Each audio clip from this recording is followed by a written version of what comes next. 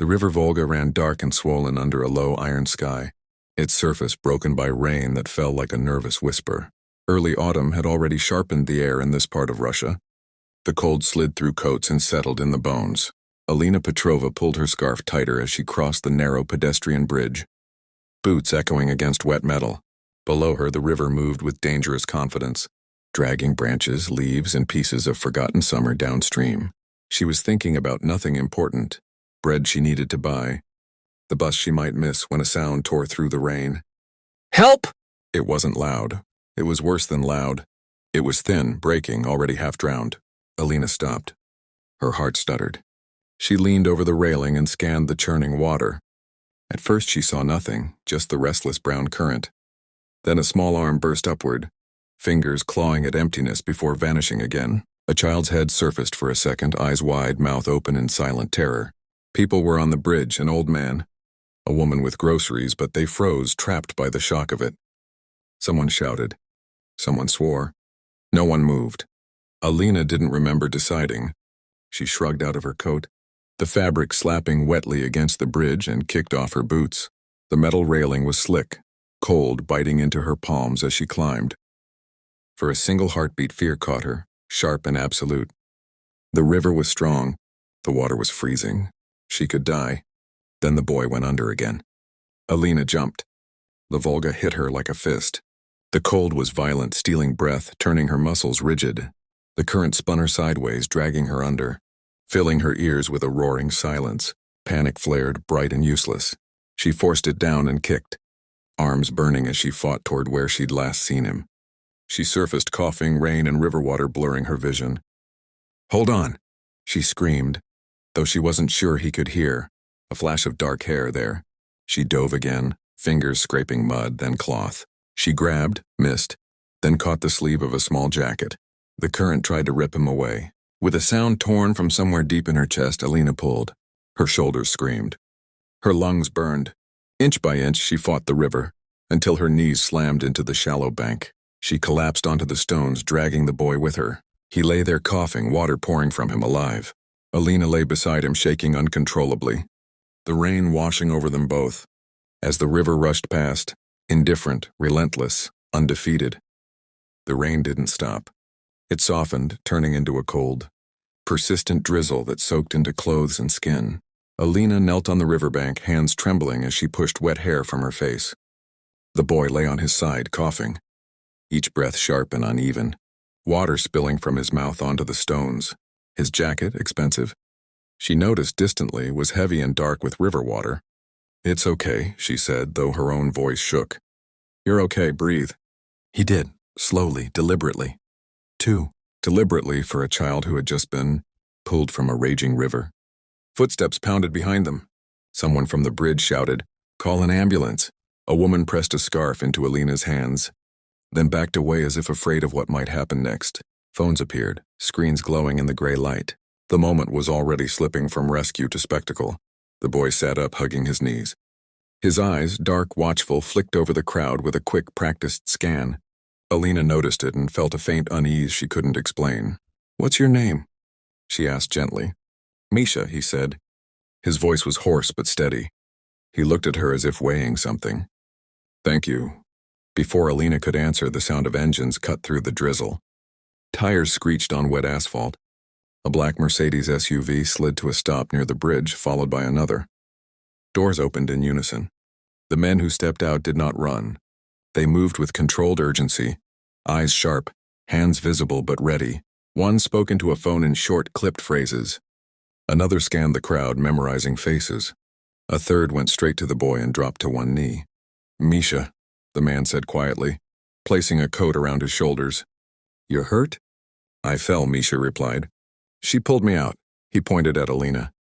All eyes turned to her. A tall man with a shaved head approached. His gaze lingered on Alina's bare feet, her soaked clothes, the bruises already darkening her arms. "Ambulance is on the way," he said, not asking, simply stating. "You can step back now." Alina didn't move. "He needs to stay warm." The man hesitated, just a fraction, then nodded. Respect, perhaps. Or calculation. Sirens wailed in the distance. The crowd fell quiet. The old man crossed himself. Someone whispered a name under their breath. Barely audible but heavy with meaning. Alina caught it and felt her stomach tighten. She didn't know why that name mattered. She only knew that when Misha's hand tightened around hers, and the men closed in around them like a wall, her life had already shifted, quietly, irrevocably, into someone else's current. The clinic did not look like a hospital. There were no peeling walls, no smell of antiseptic and despair. Everything was quiet, polished, intentional. Alina sat on the edge of a leather chair, wrapped in a borrowed blanket, her wet clothes sealed away in a plastic bag.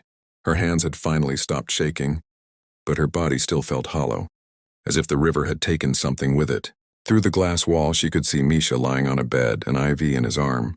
A doctor spoke softly to two men in dark suits. They listened without interrupting. The door behind Alina opened. She didn't hear footsteps, only felt the change in the room, like a pressure drop before a storm. When she turned, the man was already there. He was in his late 40s, maybe older. His hair touched with gray at the temples. He wore a dark coat, perfectly cut, still beaded with rain. His face was calm, composed. But his eyes were sharp, assessing everything at once. The room, the exits, and finally her. Alina stood instinctively. "You saved my son," he said in Russian, his voice low and even. Not gratitude. Statement of fact. "Yes," she replied, unsure what else to say. He studied her for a long moment, as if testing the truth of her answer. Then he nodded once. "I am Sergei Volkov." The name landed like a dropped glass. Alina had heard it before, everyone in the city had. Volkov was not a businessman you met. He was a presence you avoided, a rumor wrapped in authority. She felt her mouth go dry. "My people tell me you didn't hesitate," Volkov continued. "You didn't ask who the boy was. You didn't wait for help." "I saw a child drowning," Alina said quietly. That was enough. Something unreadable crossed his face. Surprise, perhaps, or something closer to respect. He gestured to the chair. "Sit." She did. He remained standing, hands clasped behind his back. "Most people, when they do a thing like this," he said, "expect something in return, money, influence, safety." "I don't," Alina said. Her voice was steadier than she felt. Volkov's gaze sharpened. "Everyone expects safety." A pause stretched between them. Outside the glass, Misha shifted in his sleep. "I can make your life easier," Volkov said. "Or very difficult. This is not a threat. It is how the world works." Alina met his eyes. "Then let it work without me." Silence. Then slowly Volkov smiled, not warmly but sincerely. "Interesting." He turned toward the door, then stopped. "From today," he said without looking back, "no harm will come to you or those you care about. If it does, it will be answered." The door closed softly behind him. Alina exhaled, realizing only then how tightly she had been holding her breath. The river had nearly taken her life. This man, she understood, could take much more or protect it entirely. Winter arrived early along the Volga. The river no longer roared. It moved beneath a skin of gray ice, slow and secretive, as if remembering what it had almost claimed. Snow dusted the embankment, softening the city's hard lines. Alina walked there often now, bundled in a thick coat, boots crunching quietly, her breath blooming white in the air. Life had not changed on the surface, and yet it had changed completely. The grocery store owner no longer overcharged her. The landlord fixed the broken heater within hours. Once, late at night, she noticed a dark car idling across the street until she reached her, building safely, then rolling away without headlights, protection kept at a respectful distance. "Alina!" She turned. Misha ran toward her, his hat crooked, scarf trailing behind like a banner. He had recovered quickly. Children often did, but there was a seriousness in him that remained. Two men stood back near the road, pretending to study their phones, eyes never leaving him. She crouched as he reached her. "Careful," she said, smiling. "The ice is slippery." He slipped his hand into hers without asking. His palm was warm in her glove. "Papa said I could visit the river," he said. "But only with you." Alina looked out over the frozen water. "It's quieter now." "It's waiting," Misha replied with unsettling certainty. They stood together, watching the slow drift beneath the ice. For a moment, Alina felt the old fear, the cold grip, the pull of the current. Then she felt the boy squeeze her hand. "You weren't afraid," he said. "I was," she answered honestly. "I just jumped anyway." Behind them, footsteps approached. She didn't need to turn to know who it was. Sergei Volkov stopped a few paces away, his presence heavy but controlled, like the river in winter. "Misha," he said, "time." The boy frowned, then looked up at Alina. "You'll come again?" She nodded. "Yes." Volkov watched the exchange carefully. "The river took notice of you," he said at last. "It does not let everyone go." Alina met his gaze. "Neither do people." A pause, then a short, quiet laugh escaped him. "No," he agreed. "They do not." As they walked away, Alina remained by the embankment. The cold no longer frightened her. The river flowed on, carrying danger, memory, and chance beneath its frozen surface.